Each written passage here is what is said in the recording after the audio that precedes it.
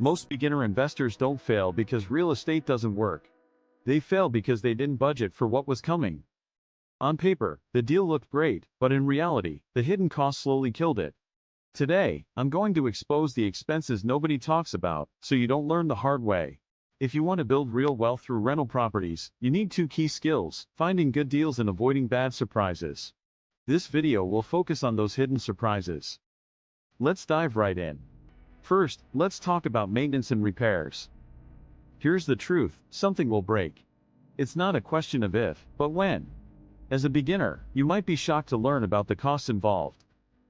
Consider the HVAC systems, which can cost between $5,000 to $10,000, or the potential roof repairs, plumbing leaks, and electrical issues that could arise. A good rule of thumb is to budget 5 to 10% of your rent for maintenance.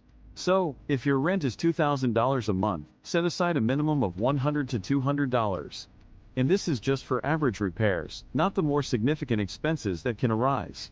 Now, let's discuss CapEx, or capital expenditures. These are the large, infrequent repairs that can hit your budget hard. Think about things like roof replacements, water heaters, foundation repairs, appliances, driveways, and siding. These costs don't come up every month, but when they do, they can wipe out a year's worth of profit if you're not prepared.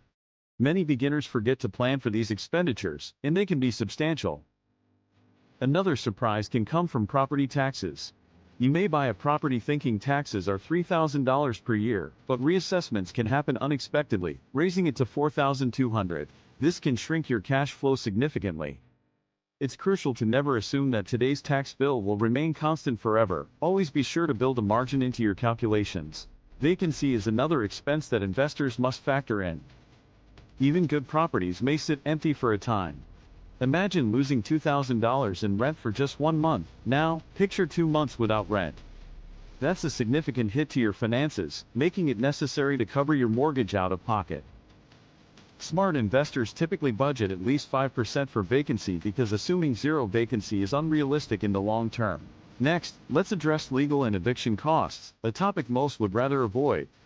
If you end up with a bad tenant, you could be faced with missed rent, court filing fees, attorney costs, and potential property damage.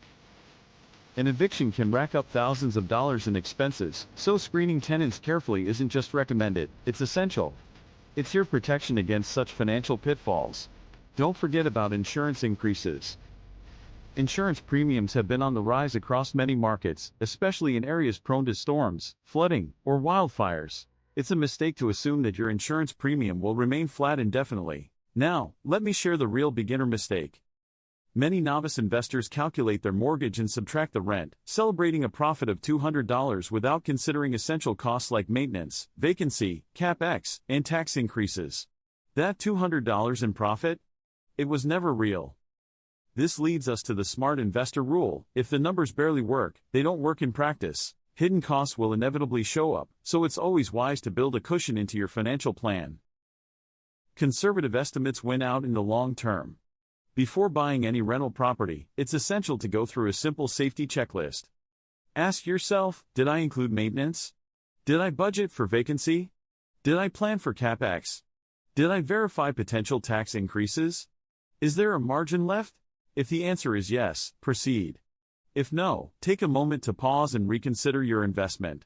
Real estate can be a powerful way to build wealth, but only when you respect the numbers. Hidden costs don't destroy smart investors, they destroy those who are unprepared. For more guidance, if you'd like my beginner rental safety checklist, comment safe below, and I'll prepare one for you. In the next video, we'll explore the pros and cons of renting versus buying in today's market, as not everyone should be buying right now.